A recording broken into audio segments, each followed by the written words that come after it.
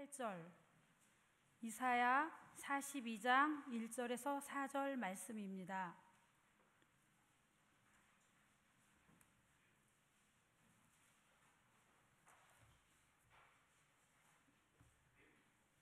이제 봉독합니다. 하나님의 말씀을 경청하십시오.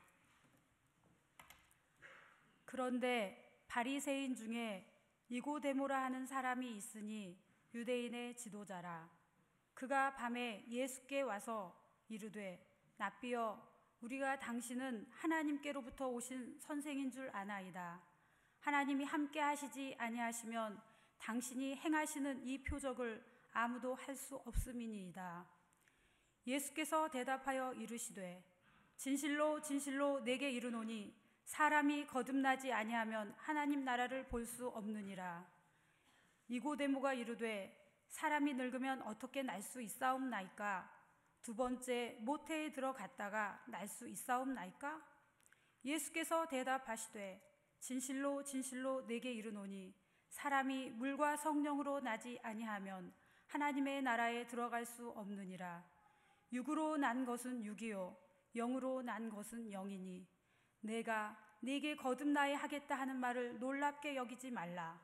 바람이 임으로 불매 네가 그 소리는 들어도 어디서 와서 어디로 가는지 알지 못하나니 성령으로 난 사람도 다 그러하니라. 이사야 42장 1절 말씀입니다.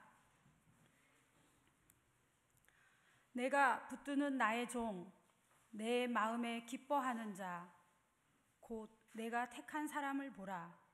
내가 나의 영을 그에게 주었은즉 그가 이방의 정의를 베풀리라.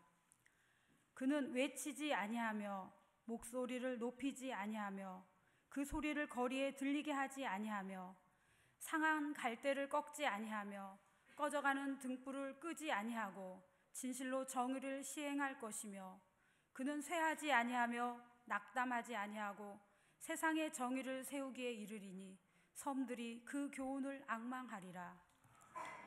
하나님께서 이 말씀을 통해 우리에게 큰 은혜 주시기를 원합니다. 귀한 찬양 감사합니다. 우리 함께 기도하겠습니다. 사랑해 주님 감사합니다. 지난 한 주간 동안에도 하나님의 크신 사랑과 은혜로 우리를 보살펴 주시고 주님을 사랑하는 저희들 주님 전에 나와서 귀한 말씀 듣게 해주셨습니다. 이 시간 저희의 마음을 열고 신령과 진정으로 하나님께 예배하며 주님께서 우리에게 들려주시는 귀한 말씀 듣겠습니다. 하나님의 말씀이 우리의 귀와 우리의 마음에 함께 하셔서 그 말씀으로 살아가는 복을 누리게 하시며 우리의 여러 가지 연약하고 어려운 상황도 하나님의 말씀으로 이겨나갈 수 있도록 주님 역사하여 주옵소서. 예수님의 이름으로 기도하옵나이다. 아멘. 용기 있는 사람, 해는 새로웠다. 쌓인 눈, 찬 바람, 매운 기운, 모든 것이 너무도 우뚝 솟고 늠름하여서 어느 것 하나도 무서운 겨울 아닌 것이 없는 듯하다. 그러나 그러한 환경을 깨치고 스스로 향기를 토하고 있는 매화는 새 봄의 비밀을 혼자 알았다는 듯이 미소를 감추고 있다. 쌓인 눈, 찬바람의 아름다운 향기를 토하는 것이 매화라면 거친 세상 괴로운 지경에서 진정한 행복을 얻는 것이 용기 있는 사람이니라. 만해 한용운 시의 용기 있는 사람이라고 하는 시의 한 부분입니다. 일제의 압박이 심해질 대로 심해져서 조선 사람으로 숨쉬고 살아가는 것조차 어려울 때 겨울 한파 같은 시대를 넘어서 봄으로 살아가는 용기를 이 시에서 그리고 있죠. 용기 있는 삶은 지금의 삶에 자족하는 삶도 아니고 수긍하고 긍정하고 그대로 안주해 버리는 삶도 아니죠. 용기 있는 삶은 더 나은 진리를 향해 자신을 때로는 재촉해 가면서 불편함을 감수하더라도 낯선 길을 떠나야만 하는 유목민, 노마다와 같은 삶을 통하여 용기를 보게 됩니다. 그래서 용기 있는 사람의 모습을 보면은요, 우리는 감동을 받고 그 용기 속에서 우리는 삶의 부러움을 가지고 그렇게 살고자 하는 마음도 갖게 되고, 또 그런 용기를 가지고 살아가는 삶의 모습을 보면은 그 한 사람의 삶만 새롭게 되는 것이 아니라 그를 통해서 지역과 또 시대와 역사까지도 새롭게 되어지는 놀라운 역사를 우리가 보게 됩니다. 우리가 오늘 만나는 사람은 니고데모입니다. 그 당시 그를 알만한 사람은 다 아는 꽤 알려진 사람이 니고데모였어요. 니고데모를 이야기할 수 있는 세 가지의 표현이 성경 속엔 있어요. 하나는 바리새인이었다. 바리새인에 대해서 예수님께서는 그렇게 좋은 표현을 하지 않으셨지만, 그럼에도 불구하고 바리새인은 그 시대의 1% 정도밖에 되지 않는 하나님의 말씀을 가지고 살아가는 지성인이었어요. 또 하나는 사내들인 회원이라고 표현하네요. 사내들인은 70명 정도 이루어진, 요즘으로 말하면은 사법부예요. 하나님의 율법의 말씀을 가지고 판결할 수 있는 권한을 가지고 있는 이들이 바로 사내들인 회원이었죠. 또 니고데모는 이스라엘의 선생이라고도 표현이 되어져 있어요. 그것은 아마 이스라엘 백성들을 이끌어갈 수 있는 어떤 지도자 그룹, 또 그들에게 영향을 끼칠 수 있는 명망가, 이렇게 우리가 표현해 볼 수 있을 것 같아요. 그러니 이런 거 저런 거 생각해 보면은 꽤 훌륭한 조건을 가지고 있던 사람이 니고데모죠. 어쩌면 성공한 사람, 이렇게 표현할 수도 있을 것 같아요. 그러니 그의 가슴 속에서는 자부심, 자긍심, 율법의 수호자로서의 제법 자기네 모습을 가치 있게 생각할 수 있는 사람이 바로 니고데모라는 사람이에요. 어쩌면 그는 남부러울 것 없이 지금까지 살아온 대로만 살아도 전혀 인생에 문제가 될 것 같지 않은 안정되고 성공하고 제법 꽤 알려진 사람이었어요. 하지만 그런 니고데모가 오늘 용기를 내는 것을 우리가 보게 돼요. 쉽지 않은 시도요, 일반적이지 않은 용기를 내게 된 거예요. 신분이나 처지가 자기와 걸맞지 않은 한 사내를 찾아간 거예요. 자기가 통속적으로 본다면은 찾아가기보다는요, 자기의 가치 있는 사람을 시켜가지고 저 갈릴리 나사렛에서 온 예수라고 하는 사람이 있는데 내가 좀 만나고 싶다고 전해라. 그래서 그를 내가 있는 곳으로 좀 모시고 와라, 데리고 와라, 그렇게 말할 수도 있었는데 그렇게 하지 않았어요. 밤중에 그를 찾아갔어요. 아마 그의 마음속에 내가 누군데, 내가 바리새인 아니야, 내가 사내들인 회원인데, 내가 적어도 이스라엘의 명망가를 가지고 있는 선생으로 칭하고 있는데 내가 가? 이건 아니지. 이런 마음을 가지고 자존심을 세웠더라면은 아마 오늘의 이 만남은 이루어질 수 없었을 거예요. 그런데 그런 것, 모든 것들이 다 내려졌기 때문에 신분과 명예와 자기가 갖고 있는 여러 가지 것들 내려놓고 야밤에 이 니고데모라고 하는 사람이 갈릴리 나사렛에서 온 사내를 만나러 가는 거예요. 그게 니고데모와 예수님의 첫 만남이 되었습니다. 잠깐 우리가 여기서 그 니고데모가 왜 예수님을 만나고 싶었을까? 부도, 재산도, 또 여러 가지 명예도, 명망도 다 갖고 있는 사람이 무엇이 그렇게 부족했기에, 무엇이 아쉬웠기에 예수님을 만나러 그 밤에 찾아갔을까? 이런 궁금함이 들어요. 그것을 알게 하는 어떤 이유들이 오늘 성경 말씀 우리가 읽은 곳에 나와 있지 않지만 그 전에 2장 13절로부터 그 뒤에까지 보면은 우리가 알 수 있는 여러 가지 내용들이 담겨져 있어요. 그것을 보면은요, 종합적으로 두 가지의 이유들을 니고데모가 예수님을 찾아가게 된 동기로 우리들에게 소개하고 있어요. 한 가지는요, 예수님께서 예루살렘 성전에서 행하셨던 일 때문에 그래요. 예루살렘 성전에 예수님께서 들어가셨어요. 성전에서 갈릴리 나사렛 촌사람이 들어와서 하기라고는 전혀 생각할 수 없는 일들을 예수님께서 그 성전에서 행하신 거예요. 소와 양과 비둘기와 마치 성전에서 제물이 될 수 있는 것들을 팔고 있는 상인들의 상을 다 뒤엎어버리셨어요. 그리고 성전을 정화하신 거예요. 청결 작업이라고도 알려진 그 일들을 예수님께서 예루살렘 성전에서 행하신 거예요. 많은 눈이 있고 성전에 수호자라고 생각하고 있는 제사장들도 건재하고 바리새인들과 사두개파들도 가득하고 있는데 거기서 예수님께서 오셔서 이 거룩한 성전을 왜 이렇게 더럽게 만드느냐고 그것을 다 치워버리고 쫓아내버리고 만 거예요. 거기에다가 예수님께서 그 성전을 어쩌면 모독할 수도 있는, 신성모독할 수 있는 말까지 해요. 예루살렘 성전이 46년 동안 지어졌거든요. 근데 예수님께 그러셨어요. 큰 소리로 외치셨을 거예요. 예루살렘 성전을 헐어라. 그럼 내가 3일 만에 그 성전을 다시 세울 것이다. 그 말까지 한 거예요.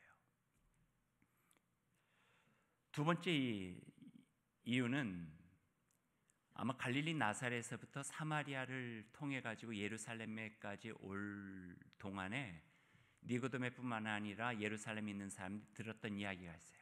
그것은 그가 이적을 행하고 사람이 상상할 수 없는 기적을 행한다고 하는 거예요.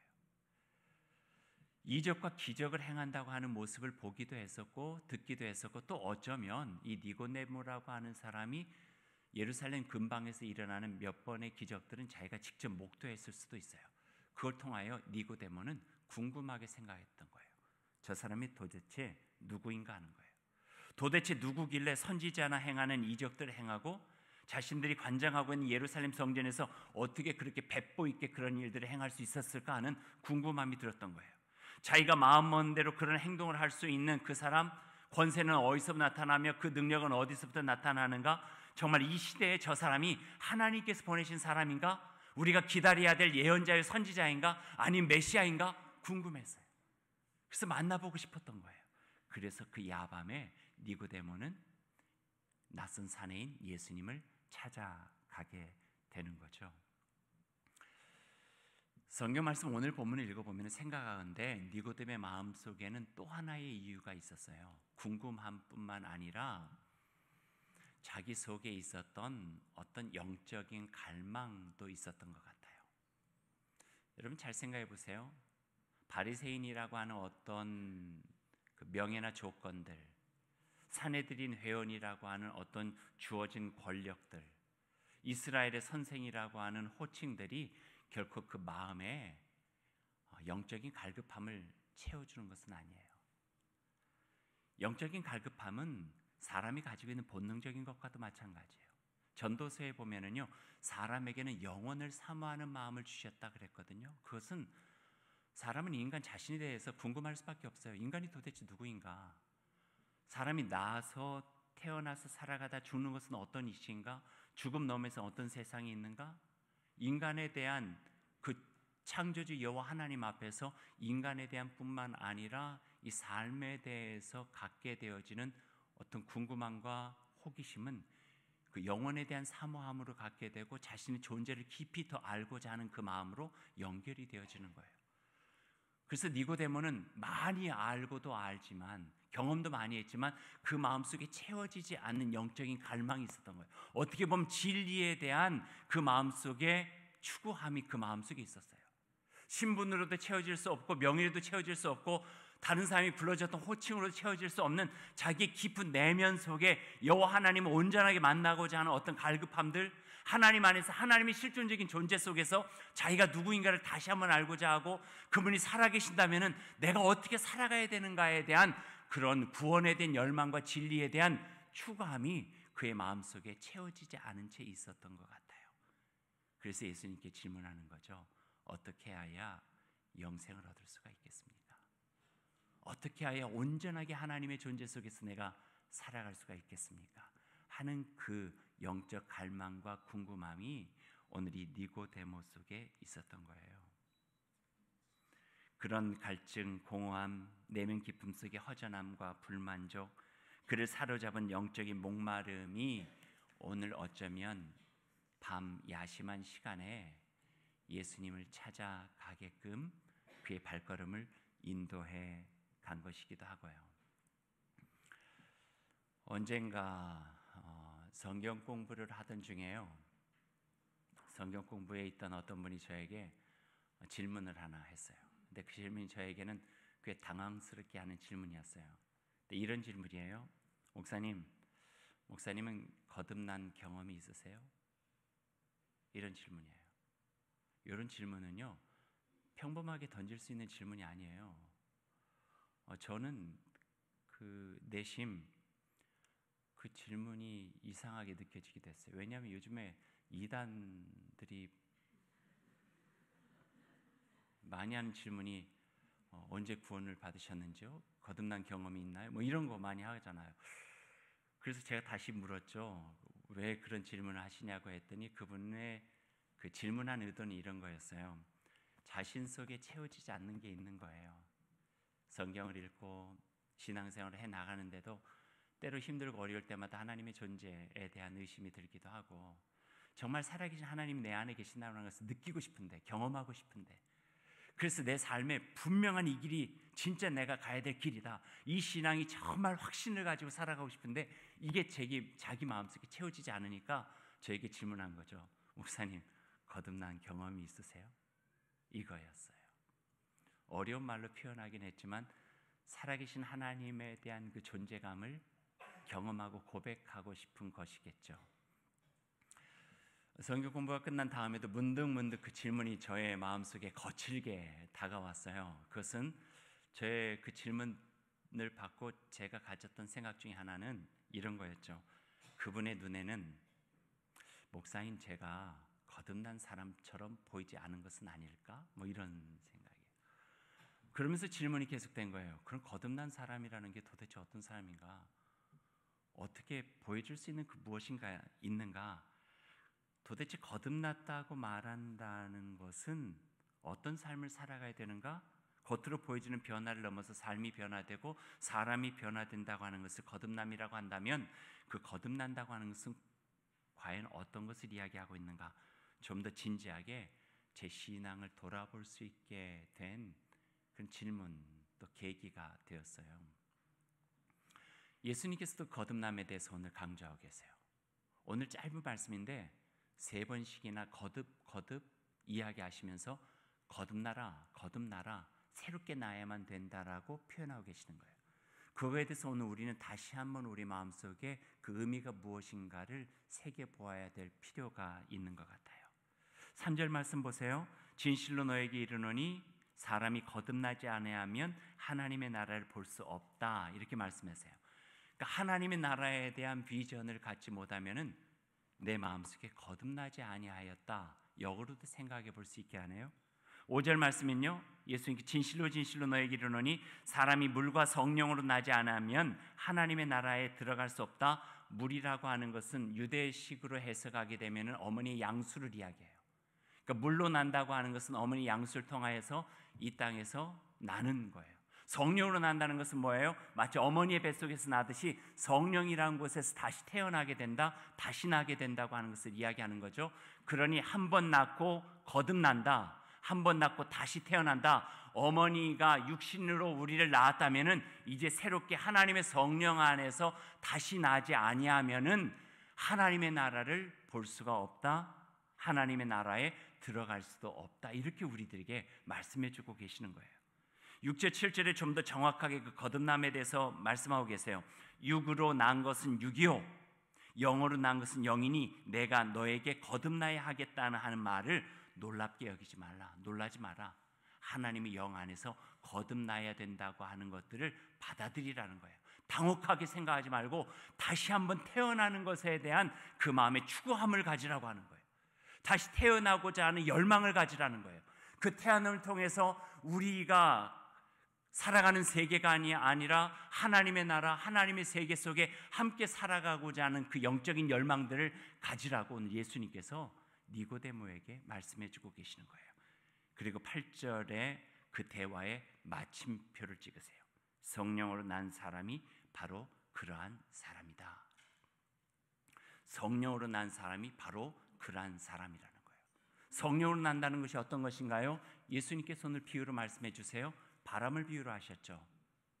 바람은 눈으로 보이지 않는다는 거예요. 하지만 나뭇잎을 흔들기도 하고 꽃을 흔들어대기도 하고 바람에 여러 가지 것을 날아가게도 한다는 거죠. 거듭난 사람은 겉으로 볼 수 없다는 거예요.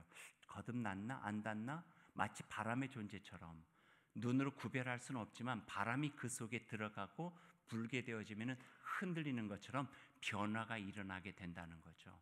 우리 안에 성령이 가득하게 되고 성령으로 우리가 다시 거듭나게 되면 우리의 삶은 이전에 살아갔던 육의 삶과는 전혀 다른 삶을 살아갈 수 있는 새로운 계기가 마련하게 된다고 하는 것을 가르쳐 주고 계세요. 이게 어쩌면은 예수님께서 표현해 주신 말씀이에요. 여기서 우리 한 가지 그 성서가 가지고 있는 어떤 정신이라고 해도 되고요, 중요한 의미 하나를 우리가 알아야 될 필요가 있어요. 성경에 보면은요, 거듭난다라고 하는 이 단어와 연결해서 한 가지 없는 단어가 있어요. 없는 단어. 그것은 태어나다라고 하는 단어가 성경에는 없어요. 여러분 태어나셨나요? 안 태어나셨나요? 왜 이상해요? 질문이? 태어나셨죠? 저도 태어났어요. 근데 성경에는 태어나다라고 하는 단어가 없어요. 그 의미는 성경이 가지고 있는 어떤 깊은 정신과 의미예요. 그럼 태어나다라고 하는 말 대신에 어떤 단어를 쓰냐면요, 헬라어로 겟나오. 그래서 그거는 나타라고 하는 걸 써요. 나타. 그러니까 능동적인 단어가 아니라 수동적이고 피동적인 단어예요. 그런 성서의 의미는 이거예요. 사람이 태어나는 것이 아니다는 거예요. 내가 스스로 태어날 수 있는 주체적인 존재가 아니라고 하는 거예요. 사람은 나아져야지만 날 수 있다는 거예요. 나아져야지만 존재할 수 있다는 거예요. 그래서 성경 보세요. 이스라엘의 족보들 쭉 보면 아브라함이 이삭을 낳았고, 이삭이 야곱을 낳고, 야곱이 요셉과 그 형제들을 낳고예요. 낳았기 때문에 존재하게 된 거라는 거예요. 자기 스스로 태어날 수 있는 능력도 없고 우리는 그런 주체적인 삶도 아니다라고 하는 것이 성경이 인생과 인간을 바라보고 있는 어떤 정신과 신학적 철학이라고 표현할 수가 있죠. 거듭난다는 것도 마찬가지예요. 어머니의 뱃속에서 우리가 있다가 어머님이 우리를 낳으신 거예요. 그래서 우리는 존재하게 된 거예요. 거듭나는 것도 마찬가지예요. 우리가 다시 태어나고 싶어서 거듭날 수 있는 것이 아니라 성령이라고 하는 자궁 안에서 우리가 함께 있고 그 안에서 하나님의 은혜와 자비로서 우리의 뼈와 살이 커나가고 우리 속에 있는 심장이 성령께서 주시는 박동으로 다시 박동해 나가고 하나님의 말씀으로 인하여서 우리의 세포가 살아나고 그리하여 우리에게 형성되어져 있는 새로워진 인간의 모습으로 이 땅에서 나아지게 된다는 거예요. 우리가 변하여 새 사람 되고 아니라는 거예요. 그렇게 표현하고 찬양을 부르기는 하지만 하나님께서 그 성령 안에 우리가 머물러 있으면서 주시는 그 은혜와 그 자비와 그 사랑으로만이 우리가 이 세상에서 거듭날 수 있다는 거예요. 그 거듭남의 주권적인 역사는 하나님의 손에 있다, 성령의 손에 있다 하는 것을 오늘 이 말씀으로 예수님께서 들려주고 계세요. 보세요. 왜 니고데모에게 이런 이야기를 해요? 왜 니고데모에게? 니고데모, 너 바리새인이지? 너 모태신앙이야? 수십 년 교회 다녔다고? 교회 생활을 많이 익숙하다고? 너 사내들이 회원까지 됐어? 당회원이구나? 목사가 됐구나? 또는 너도 어느 정 가서 직분도 다 갖게 되었구나? 선교 회장도 됐다고? 알아준다고? 다른 사람이 누구 하면 꽤 알만하다고? 이스라엘 선생이라고 네가 한마디 하면 다른 사람이 다 귀를 기울인다고? 신분과 명예와 자기 나름대로의 종교적인 명망가로서의 위치를 하고 있지만 물과 성령으로 거듭나지 않으면 하나님 나라 볼 수 없어. 이 말은 네가 스스로 올라가 있는 그 위치가 너에게 하나님의 나라를 주는 것이 아니야. 겸손한 마음으로 주님의 나라에 들어가 이거예요. 하나님의 나라가 네가 가지고 있는 나라보다 훨씬 더 커. 네가 가지고 있는 지식보다도 하나님의 지식은 훨씬 더 높아. 그러니 네가 하나님의 나라를 차지하려고 하지 말고 하나님의 나라에 깊이 들어가고 성령이라고 하는 자궁 속에 거기서 마치 어린아이가 새 생명이 씨앗인 것처럼 거기 안에서 겸손한 마음으로 하나님의 말씀 듣고 주님의 사랑으로 뼈와 살이 점점 더 커져나가고 주님께서 주시는 그 세포마다 그 진리를 향한 그 마음을 가지고 주님 앞에 주권적인 것들을 인정하고 나아가야지만 하나님의 백성으로, 하나님의 사람으로 다시 태어날 수 있는 거예요. 이 말씀 우리에게 해주시는 거예요. 쉽게 이야기할까요? 건방지게 굴지 마 이거예요. 네가 스스로 천국에 갈 수 있다고? 네가 스스로 세상에서 얻어진 너의 노력으로 인하여서 거듭난 사람처럼, 영생 얻은 사람처럼 그렇게 행세할 수 있다고? 이거 아니라는 거예요. 우리에게 더욱더 필요한 것은 주님의 바다에, 하나님의 온전하신 생명의 바다에 가장 연약한 모습, 가장 작은 모습, 가장 낮아진 모습으로 그분 안에 마치 생명의 씨앗이 하나님의 성령의 그 자궁에 가만히 들어앉아서 주님의 자비를 구하고 긍휼을 구하고, 주여 우리는 불쌍합니다. 아버지 하나님의 자비가 필요합니다. 주여 연약합니다. 부족합니다. 주님께서 도와주시지 아니하시면 제가 어떻게 살아갈 수 있습니까? 라고 하는 마음으로 주님 안에 들어갈 때에 성령이 우리를 거듭나게 하셔서 새로운 사람으로 살아갈 수 있도록 도와주신다고 그렇게 말씀해 주시고 계시는 거예요. 생각해 보면은 우리는 현대판 니고데모, 현대판 바리새인일 수도 있다고 하는 엄격한 사실 앞에 다시 한번 우리 자신을 주님 앞에 내어드리는 그런 모습이 필요합니다. 영적 각성이란 말이 있어요. 깨달음이죠. 깨달음은 우리 마음에 순식간에 다가오는데요, 이런 거예요. 내 안에 언젠가부터 예수님으로 인한 기쁨과 사랑과 은총이 사라졌음을 불현듯 깨닫는 거예요.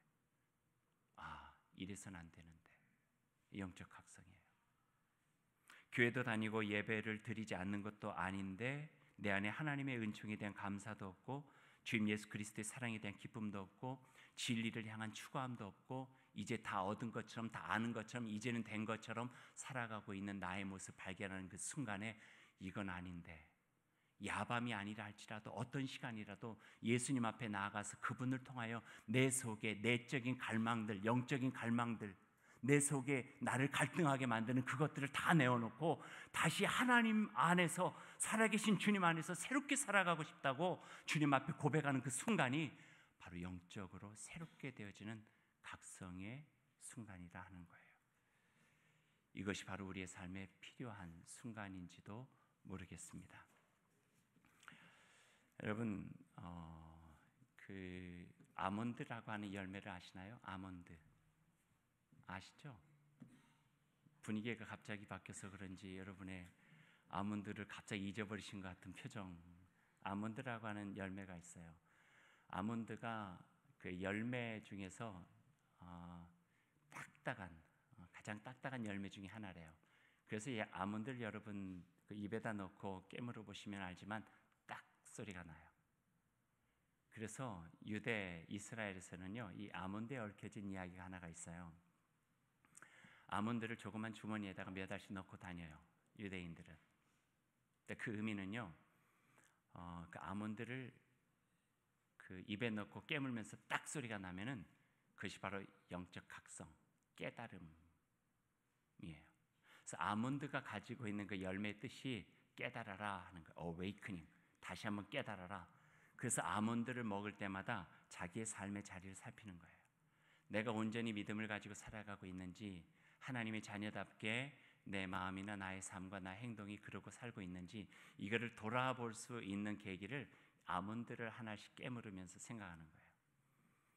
그러다가 주변에 가족이나 친척이나 친구들 중에 이렇게 살아가면 안 되는데 라고 생각하는, 조금 나태해지고 안일해지고 그런 사람이 있다면 선물을 줘요. 뭘 선물 줄까요? 아몬드. 아몬드를 선물 주는 거예요. 왜냐하면 아몬드가 갖고 있는 이름 중에 하나가 정신 차려라, 이게 있거든요. 정신 차려라. 혹시나 제가 예전 같지 않고 좀 그러면 아몬드를 주세요. 그럼 정신 차릴게요. 여러분 뭐 꼭 그러지 않아도 꼭 아몬드가 있어야 정신 차리나요? 주님 예수 그리스도 십자가만 봐도 우리는 정신 차려야죠. 하나님의 말씀을 보면서 정신 차려야죠. 기도 가운데서 주님 주시는 음성을 들으면서 소스라치게 놀라면서 우리가 정신 차려야죠. 그래야 내 속 내면 깊이 있는 지금의 삶에 안주하며 살아가는 내 자신에 만족하지 않고 다시 한번 용기 있게 일어나서 새롭게 살아갈 수 있는 삶의 계기들, 그 동기들을 계속적으로 마련할 수 있게 되는 것이죠.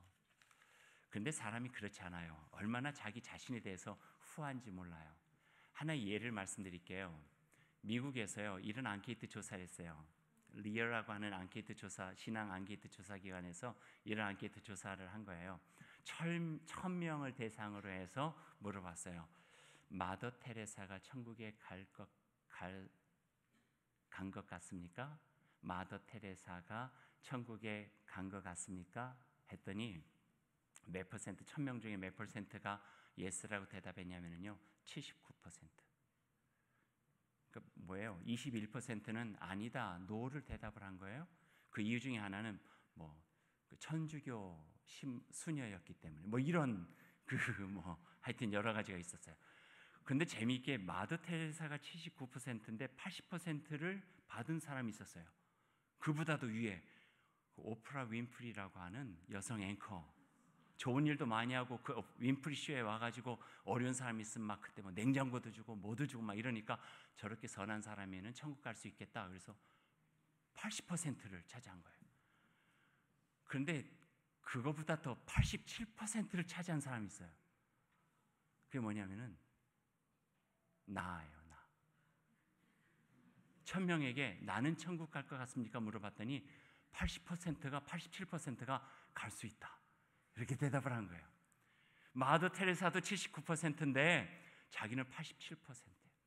후회해요. 우리는 자기 자신에게 넉넉해요. 그러다 보니까 우리 안일한 신앙이 이 정도면 됐지 주일 예배 드리잖아. 때로는 기도도 하고 성경 봉독도 하고 설교도 하고 또 선교회에서 봉사도 하고 1년이면 2차례씩 점심 열심히 준비해가지고 봉사도 하고 바퍼도 나오고 다 하고 있는데, 그러다 보니까 그 형식적인 어떻게 보면 주어져 있는 상황 속에 내 속에 있는 깊은 내면 속에 어떤 것에 갈망하고 있는지, 무엇으로 채워져야 되는지, 진리를 향한 삶은 어떠해야 되는지, 하나님에 대한 영혼을 사모하는 그 마음 뭔지, 영적 갈증, 갈망, 영적 각성, 이런 이야기들과 그 단어들은 우리의 삶 속에서 점점 멀어져 버리고 만다고 하는 거죠. 오늘 말씀 우리가 들으면 좋겠어요. 니고데모처럼 용기를 냈으면 좋겠어요. 영적 깨달음을 통해서 다시 한번 주님의 사람으로 시작할 수 있는 용기를 가졌으면 좋겠어요.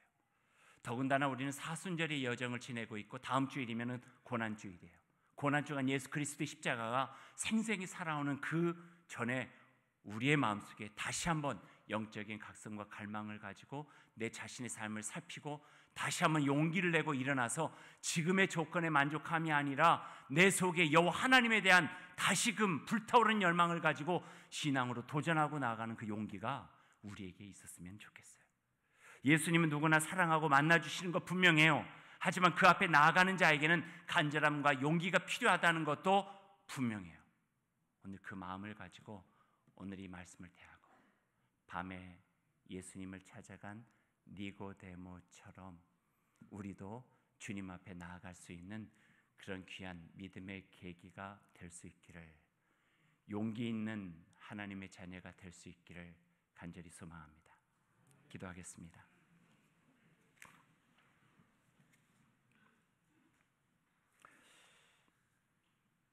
용기를 가지고 내 삶을 주님께 드림으로 하나님의 나라를 보고 그분의 백성으로 살아가는 거듭남의 은총과 기쁨을 허락하여 주옵소서.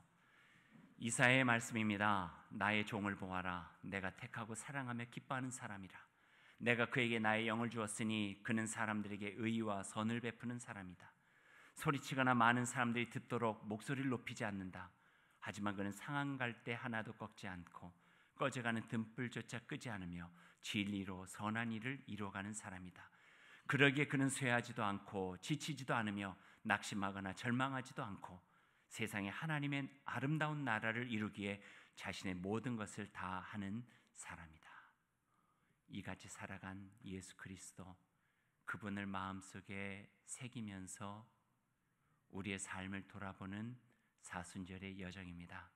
하나님, 오늘 주신 이 말씀 우리 마음속에 깊게 새길 수 있도록 인도해 주시고 영적 갈증과 영적 각성을 통해서 새로워지게 하시며 예수 그리스도를 맞는 사람은 반드시 변화된다고 하는 그 마음을 가지고 영적 눈이 밝아져 하나님 나라 볼 수 있게 하시며 성령의 자궁, 하나님의 자비와 사랑의 그 자궁 안에 우리가 새로 형성되어 이 땅에 태어나고 이 땅에 나아지는 하나님의 놀라우신 은혜를 경험할 수 있도록 인도하여 주옵소서. 예수님의 이름으로 기도하옵나이다. 아멘.